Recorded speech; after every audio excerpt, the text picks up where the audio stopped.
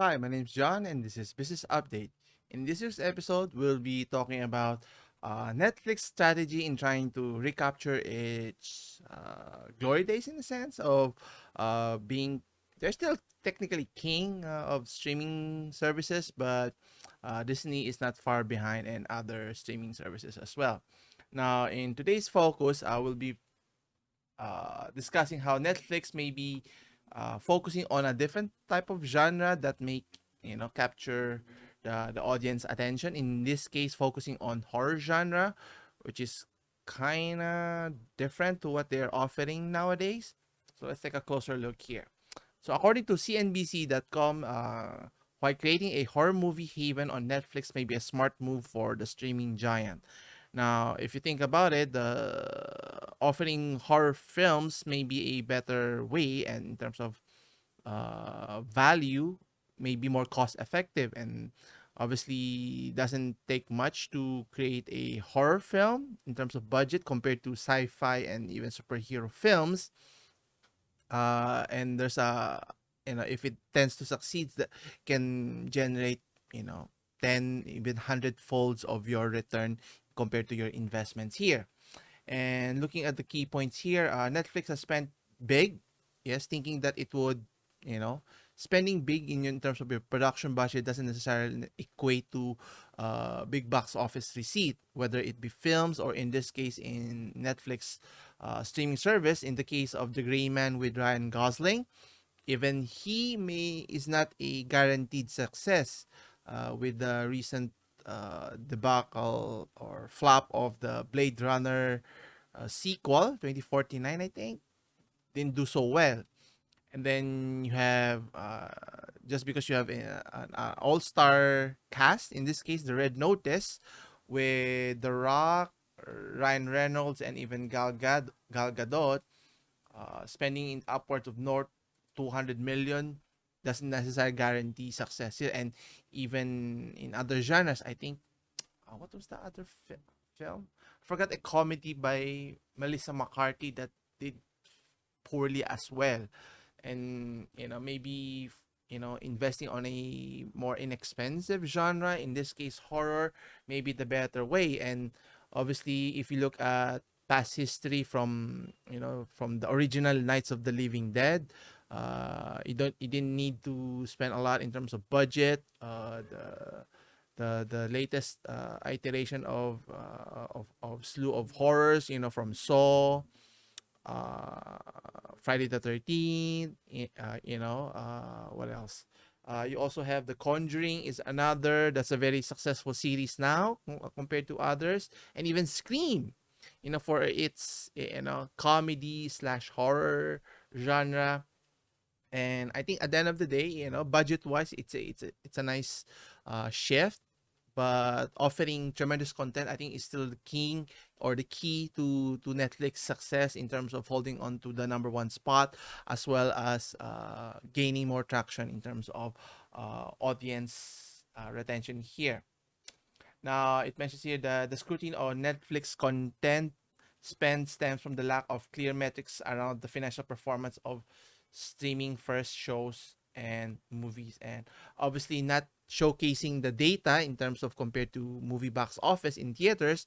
You are able to easily identify how many people watch and how much it generate in terms of box office receipt. But obviously, companies like Netflix and Disney doesn't even publish how successful their contents are, and they're afraid to do that because it will goes to show how bad the viewership is.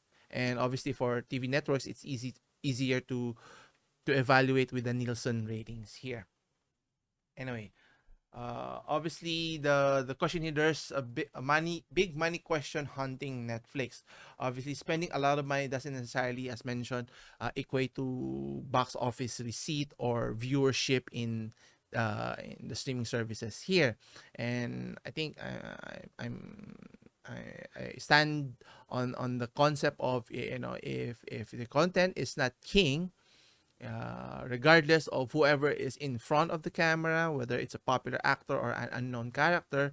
Take a look at the TV series of the Squid Game. I mean, the actors in those in the series were unknown outside of South Korea, and made tremendous headway, and now they're making a sequel to the Squid Game season 1. And case like that, and not just in the horror genre, but you could create any other films, I think, in my opinion, that can be very successful. And it always goes back to the content, what type of genre, what type of story. The storytelling is all about, it's all about the storytelling. I think is key at the end of the day, and where you get the source material is key, and being able to follow it using known materials is good. And if you stay true to that material, I think, as the case in point in past films and TV series, just take a look at case in point for the Game of Thrones. Now, obviously, I can't blame the debacle that happened in the last season because of Mr. R. Martin not being able to finish the storyline here. The Warner Brothers got greedy, and then pushed to be able to create a compelling season ending for the franchise that was very popular up to season 7 at the time. Is it season 7, season 6? I forgot. Anyway, before the last season there.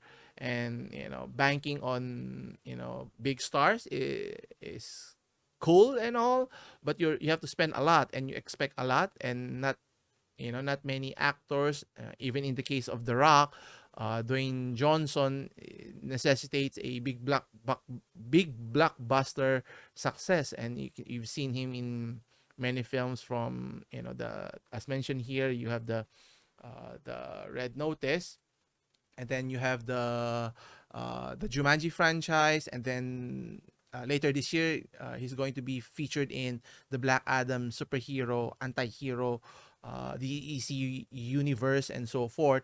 And then you have other films like San Andreas, Baywatch, which is a big flop.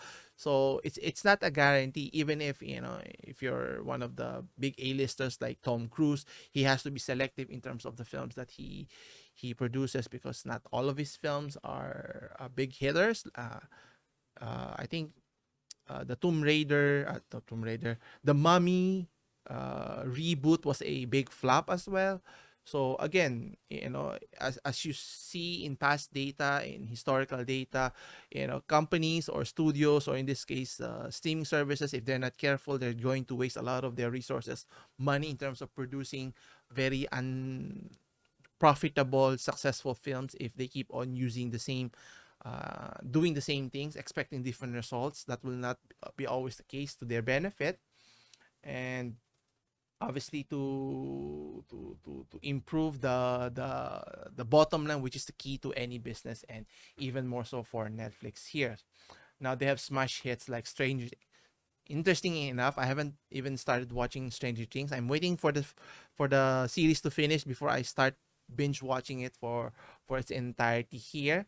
And also, they're investing in other sci-fi films like the Witcher, which I've been following, with Henry Cavill as the main protagonist here, and spending a lot of money, using CGI to bolster the content, can be quite a daunting task, and be not as lucrative if it's not done properly here.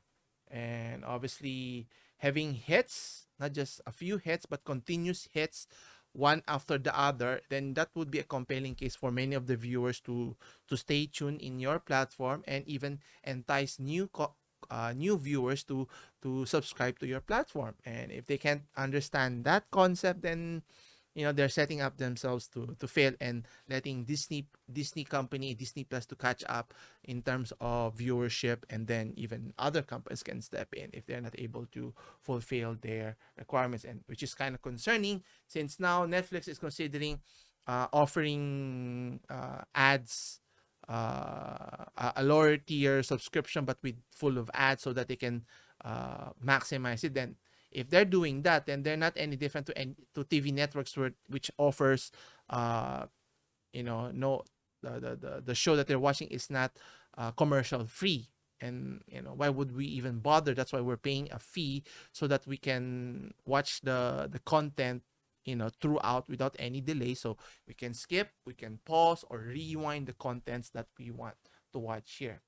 And obviously, budget is important here at the end of the day. And if they're not careful, they're overspending than necessarily, then, you know, cuts will be made in terms of TV shows.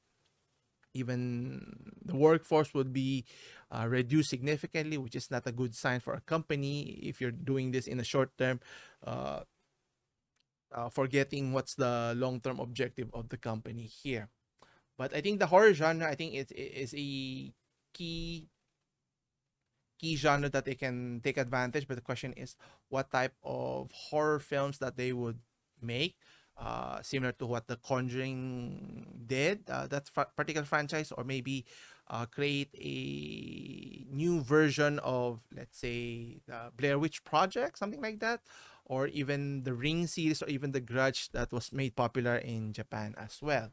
And obviously, they need to look at different contents in terms of being able to, at the end of the day, capture and retain the viewership of their key audiences as well as new ones as well here.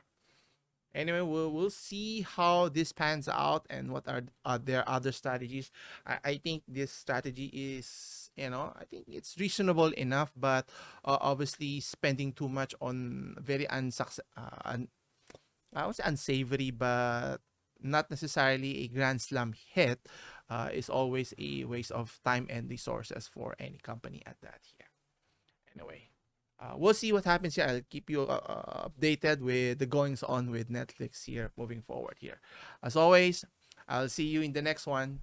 If you enjoy watching this content, don't forget to hit the like and subscribe button, and share this content to help grow this channel. As always, I'll see you in the next one. Take care.